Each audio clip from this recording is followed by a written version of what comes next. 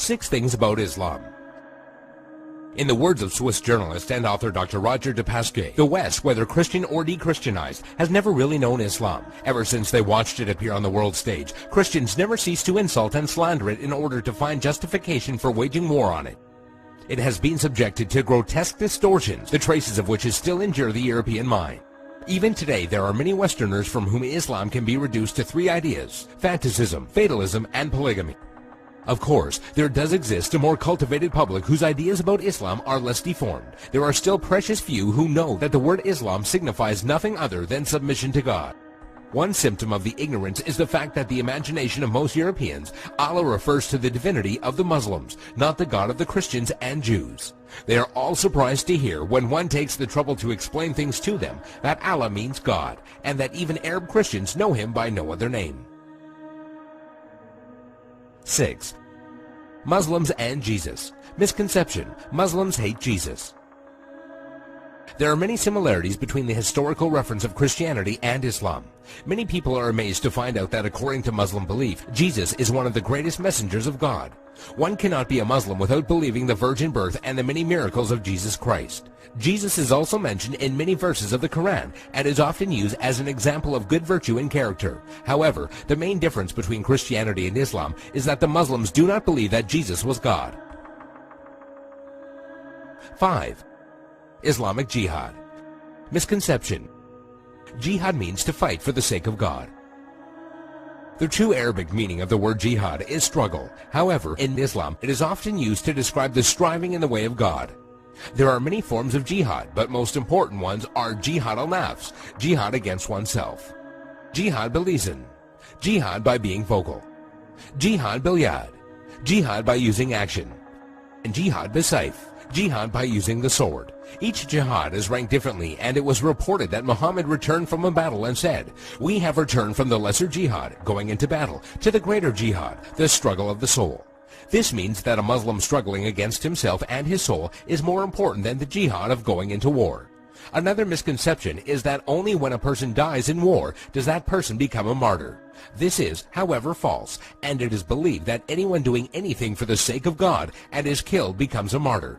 A person who dies while performing pilgrimage in Mecca, a woman who dies while giving birth, or even someone who dies in a car crash while he was on his way to the mosque are all considered martyrs. 4. Muslim savages. Misconception: Muslims are savages and barbaric during war.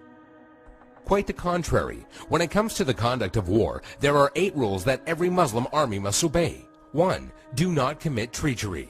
2. Do not deviate from the right path. 3. Do not mutilate dead bodies. 4. Do not kill children. 5. Do not kill women. 6. Do not kill aged men. 7. Do not harm or burn trees. 8. Do not destroy buildings. During the Crusades, when Saladin defeated the Franks, he honored the defeated Frankish army and supplied them with food. And during the Third Crusade, when Saladin's enemy King Richard fell sick, Saladin sent him a gift of fruits and horses. 3. Women's rights. Misconception: Women have no rights.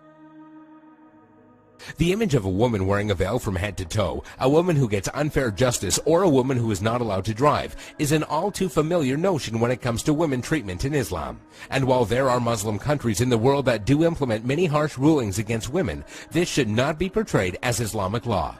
Many of these countries have cultural differences that go against the teachings of Islam. It should be noted that during pre-Islam Arabia, women were used for fornication only and had no independence.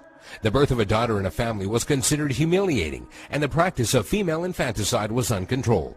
When Islam came back to being, verses in the Quran condemned the practice of female infanticide. Islam gave back many human rights to the women, and Muhammad was even reported saying that women are the twin halves of men.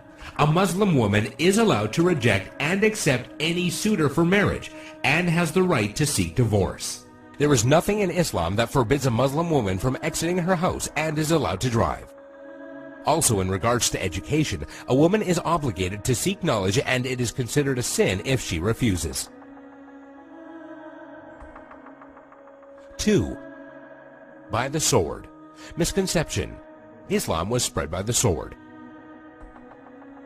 Historian Delasio Leary states, history makes it clear, however, that the legend of fanatical Muslims sweeping through the world and forcing Islam at the point of the sword upon conquered races is one of the most fantastically absurd myths that historians have ever repeated. There is no record in history that shows people forced by sword point to convert to Islam. When Islam spread through countries, they would set up private churches and synagogues for the non-Muslims they were governing, and because of the good treatment they had received, they themselves would convert. If one considers the small number of Muslims who initially spread Islam to the west, all the way from Spain and Morocco into the east from India and China, one would realize that such a small group of people could not force others to be members of a religion against their will. It is also interesting to note that when the Mongols invaded and conquered large portions of the Islamic Empire, instead of destroying the religion, they adopted it.